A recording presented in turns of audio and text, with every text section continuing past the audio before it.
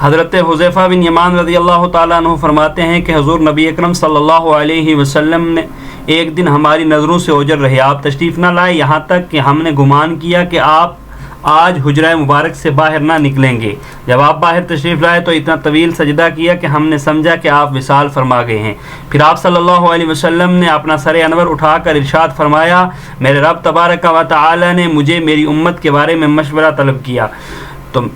کہ میں ان سے کیا معاملہ کروں، تو میں نے عرض کیا کہ میرے رب جیسا تو چاہے،